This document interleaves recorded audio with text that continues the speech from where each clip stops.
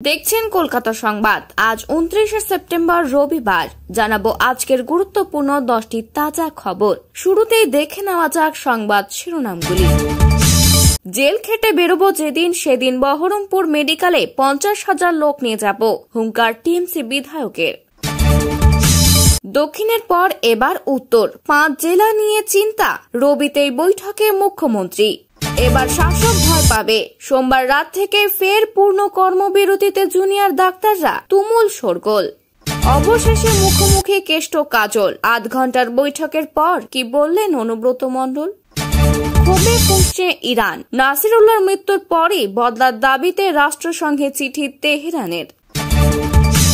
দুর্গাপুরে প্রসূতির মূত্রনালী কেটে ফেলার অভিযোগ, মৃত্যুর পরই হাসপাতালে শুরু হয় বিক্ষোভ, উত্তেজনা।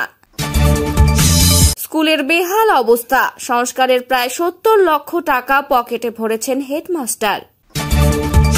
প্রতিদিন সঠিক নিয়মিত খবর পেতে কলকাতা সংবাদ চ্যানেলটিকে সাবস্ক্রাইব করুন। বহরমপুর মেডিকেলের চিকিৎসক ও জুনিয়র ডাক্তারদের নিশানা ভরতপুর তৃণমূল বিধায়কের। জেল খেটে বেরোবো যেদিন সেদিন বহরমপুর মেডিকেল কলেজে 50,000 লোক নিয়ে যাব বলে হুমকার দিয়েছিলেন তিনি। হুমায়ুন কবির বলেন, ডাক্তারবাবুদের যে চলাফেরা গতিবিধির উপর লক্ষ্য রাখছি। বহরমপুর মেডিকেল কলেজে কি হয় আর জুনিয়র ডাক্তারদের যে কি চলাফেরা, সরকারি বিল্ডিং এ থেকে সরকারের বিদ্যুতের এসির হাওয়া খেয়ে, ফ্যাশনের হাওয়া খেয়ে বিল্ডিং এ ঘুমিয়ে তাদের কি আচরণ আমি সব লক্ষ্য রাখছি। আমি যেদিন সামনাসামনি হব প্রথমেই বলবো যে আপনার কি করেছিলাম আমি, যে আপনি আমার নামে এফআইআর করলেন। বহরমপুর থানা আবার আমার বিরুদ্ধে জামিন অযোগ্য ধারায় আমি জামিন নেইনি, জামিন নেবও না। আমাকে গ্রেপ্তার করুক, জেলে ঢুকিয়ে দিক। জেল খেটে বেরোবো যেদিন সেদিন বহরমপুর মেডিকেল কলেজে 50,000 লোক নিয়ে যাব। একা হুমায়ুন কবির, দলকে ভাঙাবো না। 50,000 লোক জোগাড় করার ক্ষমতা হুমায়ুন কবিরের আছে। সেদিন হিসেব নিকেশ বুঝে নেব। বহরমপুর মেডিকেলসের যারা কর্ণধার, যারা বসে আছেন, আইএমএ অ্যাসোসিয়েশন দেখাচ্ছেন। তৃণমূল বিধায়ক বলেছিলেন জনগণও মরছে, তাহলে ডাক্তাররা সুরক্ষিত থাকবেন কেন? জনগণ যদি আজকে হাসপাতালে গিয়ে পরিষেবা না পেয়ে তার জীবন চলে যায়, মৃত্যু হয়, তাহলে সেই জনরোষে যদি তারা আক্রান্ত হয় তার দায় কে নেবে? ওরা যদি বলেন পেন স্ট্রাইক করব, আমরাও তো জনগণকে নিয়ে সেই বিল্ডিং ঘিরে রাখার অধিকার তো আমাদেরও সংবিধান দিয়েছে। মুর্শিদাবাদের ভরতপুরে তৃণমূল বিধায়কের এই মন্তব্যের বিরুদ্ধে এফআইআর দায়ের আবেদন জানিয়ে পুলিশ সুপারকে চিঠি দেন Indian medical association IMA Baharampur শাখা। চিঠিতে সই করেন চিকিৎসকরা। দুদিনের উত্তরবঙ্গ সফরে মুখ্যমন্ত্রী মমতা বন্দ্যোপাধ্যায়। উত্তরবঙ্গের 5 জেলা নিয়ে বৈঠক করবেন মুখ্যমন্ত্রী। রবিবার বিকেল 5টা থেকে শিলিগুড়ির উত্তরকোনায় পর্যালোচনা বৈঠক করবেন তিনি। প্রাকৃতিক বিপর্যয়ে উত্তরবঙ্গের একাধিক জেলায় ক্ষয়ক্ষতি হয়েছে, তা নিয়ে পর্যালোচনা করবেন মমতা বন্দ্যোপাধ্যায়। রবিবার দুপুরে শিলিগুড়ির উদ্দেশ্যে রওনা দেবেন মুখ্যমন্ত্রী। দার্জিলিং, জলপাইগুড়ি, কালিম্পং, আলিপুরদুয়ার ও কোচবিহার জেলা নিয়ে পর্যালোচনা করবেন মুখ্যমন্ত্রী মমতা বন্দ্যোপাধ্যায়। এদিকে ফের রিভিউ বৈঠক ডেকেছেন রাজ্যের মুখ্যমন্ত্রী। পুজোর আগে সোমবার বিকেল 5টা থেকে জেলা শাসক, পুলিশ সুপারদের নিয়ে বৈঠক করবেন মুখ্যমন্ত্রী। ভার্চুয়ালি সব জেলার জেলা শাসক, পুলিশ সুপাররাও উপস্থিত থাকবেন মুখ্যমন্ত্রীর ডাকা এই বৈঠকে। এক্ষেত্রে মুখ্যমন্ত্রী উত্তরবঙ্গ থেকেই এই বৈঠক করবেন বলে মনে করা হচ্ছে। এর আগে অনুষ্ঠিত হওয়া 4টি প্রশাসনিক বৈঠকে যে যে কাজগুলি দেওয়া হয়েছিল তার প্রেক্ষিতেই কত দূর কাজ গিয়েছে সেগুলি নিয়ে আলোচনার সম্ভাবনা রয়েছে সোমবার এই বৈঠকে। সামনেই পুজো, শেষ পর্যায়ের কেনাকাটা করছেন রাজ্যবাসী। তার আগেই প্রশাসনিক বৈঠকে একাধিক গুরুত্বপূর্ণ সিদ্ধান্ত নেওয়া হতে পারে। আরজিকর কাণ্ডের পর রাজ্যের মেডিকেল কলেজ ও সরকারি হাসপাতালগুলি পরিকাঠামো উন্নয়নের কথা বলা হয়েছিল, সেই নিয়েও সোমবারের বৈঠকে আলোচনা হতে পারে। পাশাপাশি বাজারের একাধিক নিত্য প্রয়োজনীয় পণ্যের দাম আগুন ছোঁয়া, তাই দ্রব্যমূল্য নিয়ন্ত্রণ নিয়ে গুরুত্বপূর্ণ আলোচনা হবে প্রশাসনিক বৈঠকে। সপ্তাহখানেক বাদেই দুর্গাপূজায় মাতবে গোটা রাজ্য। পুজোর সময় নিরাপত্তা ব্যবস্থা সংক্রান্ত আলোচনাও করবেন মুখ্যমন্ত্রী। হাসপাতালের নিরাপত্তা নিয়ে সুপ্রিম কোর্টের সোমবার রাজ্য সরকার কি জানায় এবং শীর্ষ আদালত কি বলে তা দেখার পরে ফের সোমবার বিকেল থেকে কর্মবিরতিতে যাওয়ার হুঁশিয়ারি ওয়েস্ট বেঙ্গল জুনিয়র ডক্টরস ফ্রন্টের। অন্যদিকে সাগর দত্ত মেডিকেল কলেজে যেমন কর্মবিরতি চলছে তেমনটা চলবে বলে জানিয়েছেন জুনিয়র ডাক্তাররা। শনিবার জেনারেল বডি বৈঠকের পর জুনিয়র ডাক্তাররা জানান, সোমবার বিকেল থেকে রাজ্যের সমস্ত মেডিকেল কলেজ ও হাসপাতালে পূর্ণ কর্মবিরতি করবেন তারা। জুনিয়র ডাক্তারদের দাবি, সুপ্রিম কোর্ট যে নির্দেশ দিচ্ছে রাজ্যকে সেটাও মানা হচ্ছে না। জুনিয়র ডাক্তারদের দাবি, সাগর দত্তের ঘটনা চোখে আঙুল দিয়ে দেখিয়ে দিয়েছে হাসপাতালে ডাক্তারদের নিরাপত্তা এখনো নেই। তাদের কথায়, আমরা কর্মবিরতিতে যেতে বাধ্য হচ্ছি, আমাদের শুনতে হলো আবার অভয়া করে দেব। থ্রেড কালচারকে উপড়ে ফেলার জন্য আমরা দাবি তুলেছিলাম, কিন্তু দিকে দিকে শাসক দলের নেতার স্বাস্থ্য সিন্ডিকেটের নানা মাথা হুঁশিয়ারি দিচ্ছে। এইসব সাহস কোথা থেকে পাচ্ছে? জুনিয়র চিকিৎসকরা বলেন, রবিবার রিলে মশাল মিছিল হবে। আরজি করের চিকিৎসক খুন ও সাগর দত্তের ঘটনার প্রতিবাদে মশাল মিছিল করা হবে, আর মহালয়াতে হবে মহা মিছিল। আমাদের আন্দোলন যা হবে, এবার শাসক এবার ভয় পাবে। আমরা এই ভিডিওটিতে 4000 লাইক এবং 3000 সাবস্ক্রাইব টার্গেট রেখেছি। আশা রাখছি আপনারা এই টার্গেটটি পূরণ করবেন। আসছি পরবর্তী খবরে। অবশেষে মুখোমুখি দেখা হলো কাজল কেষ্টর। বীরভূমে যুযুধান 2 তৃণমূল কংগ্রেস নেতা। যদিও প্রকাশ্যে তারা একে অপরের সমালোচনা করেন না, কিন্তু বীরভূমের লাল মাটি জানে তাদের পারস্পরিক বিবাদ। শনিবার বিকেলে বোলপুরের তৃণমূল কংগ্রেস কার্যালয়ে অনুব্রত মণ্ডলের খাস তালুকেই তার সঙ্গে দেখা করতে গিয়েছিলেন কাজল শেখ। 8 ঘন্টা তাদের কথাবার্তা হয়, কিন্তু ঠিক কি কথা হলো তা নিয়ে জেলার রাজনীতিতে জল্পনার তুঙ্গে। সম্প্রতি তিহার জেল থেকে বীরভূমে ফিরেছেন অনুব্রত মণ্ডল, সঙ্গে ফিরেছেন তার মেয়ে সুকন্যাও। অনুব্রত ফেরার পর থেকেই বাড়িতে ছোট বড় তৃণমূল নেতার ভিড় ছিল। তৃণমূলের কার্যালয়েও অনেকে তার সঙ্গে দেখা করতে গেছেন। এই অবস্থায় শনিবার অনুব্রতর কাছে গেলেন বীরভূমের জেলার সভাধিপতি কাজল শেখ। যাওয়ার আগে তিনি সাংবাদিকদের জানিয়েছিলেন, দাদার সঙ্গে দেখা করতে এসেছি। যেদিন অনুব্রত ফেরেন সেদিন তিনি বলেন, দাদার সঙ্গে ভাই যাবে দেখা করতে, তাতে ঢাক ঢোল বাজানোর কিছু নেই। তৃণমূল সূত্রে খবর, প্রায় 8 ঘন্টা তাদের কথা হয়। কিন্তু কি কথা?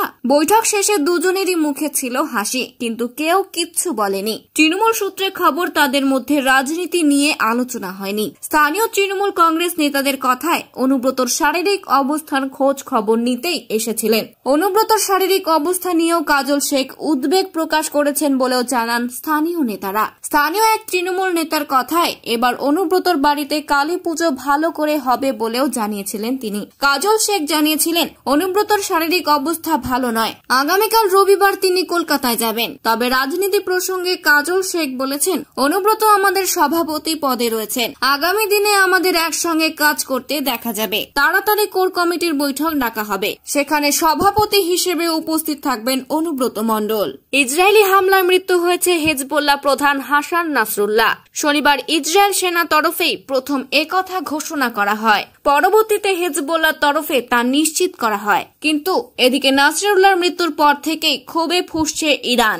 ইসরায়েলের বিরুদ্ধে বদলার দাবিতে রাষ্ট্রসংঘের নিরাপত্তা পরিষদে চিঠি দেওয়া হয়েছে ইরানের তরফে।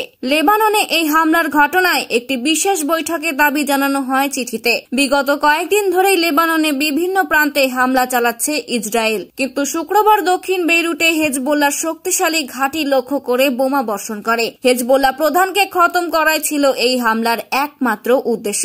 এমনকি হেজবোল্লাহর সদর দফতরেও হামলা চালানো হয়। এরপরে শনিবার খবর মেলে, ইসরায়েলি হামলায় মৃত্যু হয়েছে নাসরুল্লাহর কন্যা জাইনাবের। কিন্তু কিছুক্ষণের মধ্যেই ইসরায়েলি সেনার তরফে জানিয়ে দেওয়া হয় হিজবুল্লাহ প্রধান নাসিরুল্লাহ নিহত হয়েছেন। এই খবর ছড়াতেই ক্ষোভে ফেটে পড়েন ইরান। এমনকি রাস্তায় নেমে বিক্ষোভ দেখাতে শুরু করেন ইরানের নাগরিক। নাসিরুল্লাহর মৃত্যুর বদলা নেওয়ার দাবিতে সরব হন বিক্ষোভকারীরা। এরপরই রাষ্ট্রসংঘের দ্বারস্থ হয়েছে ইরান। রাষ্ট্রসংঘের নিরাপত্তা পরিষদের সদস্য 15টি দেশকে নাসিরুল্লাহর মৃত্যু নিয়ে একটি জরুরি বৈঠকের আহ্বান জানানো হয়েছে। এমনকি ইরানে কোন ধরনের হামলা চালানো হলে পাল্টা জবাব দিতে তেহরান পিছুপা হবে না বলেও স্পষ্ট জানিয়ে দেওয়া হয়েছে।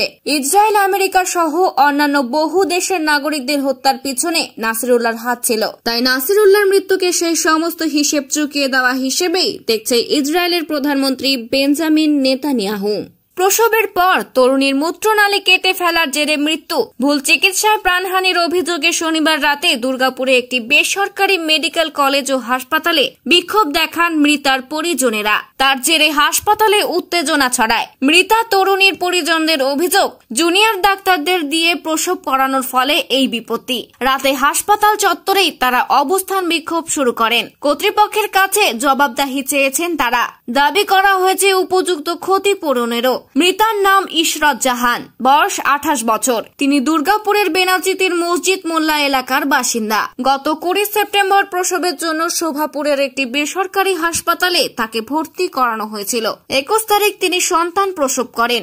অভিযোগ, সেই সময় ডাক্তারেরা ভুল অস্ত্রোপচার করে প্রসূতির মূত্রনালী কেটে ফেলেছিলেন। মৃতার পরিবারের সদস্যরা জানিয়েছিলেন, এরপর থেকেই হাসপাতাল কর্তৃপক্ষ নানা টালবাহানা করতে থাকেন। কখনো বলা হয় তরুণীর কিডনিতে সমস্যা হয়েছে, কখনো বলা হয় তার রক্তচাপ এবং রক্তের শর্করার মাত্রা বেড়ে গিয়েছে। পরিবারের অভিযোগ, গাফিলতি আড়াল করতেই এই ধরনের অজুহাত দেওয়া হয়েছে। শনিবার সন্ধ্যায় হাসপাতাল থেকে জানানো হয় তরুণীর মৃত্যু হয়েছে। তারপরেই ক্ষোভে ফেটে পড়েন তার আত্মীয়রা। তরুণীর মৃত্যুর খবর পেয়ে হাসপাতালে রোগীর পরিবার এবং এলাকার বাসিন্দারা জড়ো হন বলে অভিযোগ। হাসপাতালে বিক্ষোভ দেখানো হয়। পুলিশ ঘটনাস্থলে পৌঁছালে তাদের সঙ্গেও ধস্তাধস্তি হয় রোগীর আত্মীয়দের। মৃতার দাদা ফিরোজ আলী বলেন, আমার বোনকে ভুল চিকিৎসা করে ওরা মেরে ফেলেছে। নিজে পায়ে হেঁটে বোন হাসপাতালে এসেছিল।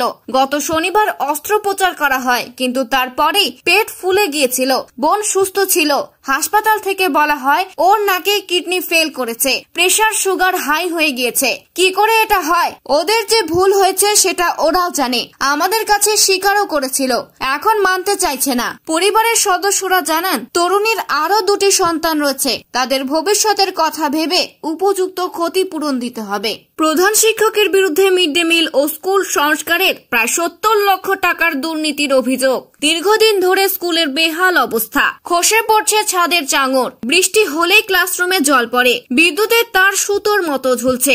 যে কোনো সময় বড় ধরনের দুর্ঘটনা ঘটতে পারে। এই অবস্থায় ক্লাস করাচ্ছেন স্কুলের শিক্ষকরা। নোংরা আবর্জনায় ভর্তি স্কুল চত্বর, অপরিষ্কার অস্বাস্থ্যকর শৌচালয়। বিনপুর 1 নম্বর ব্লকের হাটদার রামকৃষ্ণ হাই স্কুলের এমনই চিত্র।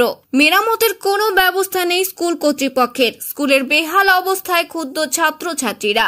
মিড ডে মিল, স্কুলে নিজস্ব ফান্ড সহ একাধিক জায়গায় গড়মিল। প্রধান শিক্ষকের বিরুদ্ধে প্রায় 70 লক্ষ টাকা দুর্নীতির অভিযোগ তুললেন স্কুলের শিক্ষকরা। ইতিমধ্যে এই বিষয় নিয়ে ডিআইয়ের কাছে স্কুল কর্তৃপক্ষ অভিযোগ দায়ের করেছেন। দীর্ঘদিন ধরেই এই অবস্থা চলছে। স্কুলে বারংবার প্রধান শিক্ষককে জিজ্ঞাসা করলে কোনো উত্তর মিলছে না। মিড ডে মিলের টাকা থেকে স্কুল ডেভেলপমেন্টের টাকা হেডমাস্টার নিজের পার্সোনাল অ্যাকাউন্টে ট্রান্সফার করাচ্ছেন, এমনই তথ্য প্রমাণ মিলছে বলে অভিযোগ। ইতিমধ্যে সেই সমস্ত তথ্য প্রমাণ নিয়ে ডিআইয়ের কাছে অভিযোগও করেছেন স্কুলের শিক্ষকরা। যদিও প্রধান শিক্ষক সমস্ত অভিযোগ অস্বীকার করেছেন। ডিআইয়ের বক্তব্য, বিষয়টা নিয়ে খতিয়ে দেখবেন। আজকের খবর এই পর্যন্তই। পরবর্তী খবরগুলো সবার প্রথমে শুনতে কলকাতা সংবাদ চ্যানেলটিকে সাবস্ক্রাইব করুন। ধন্যবাদ।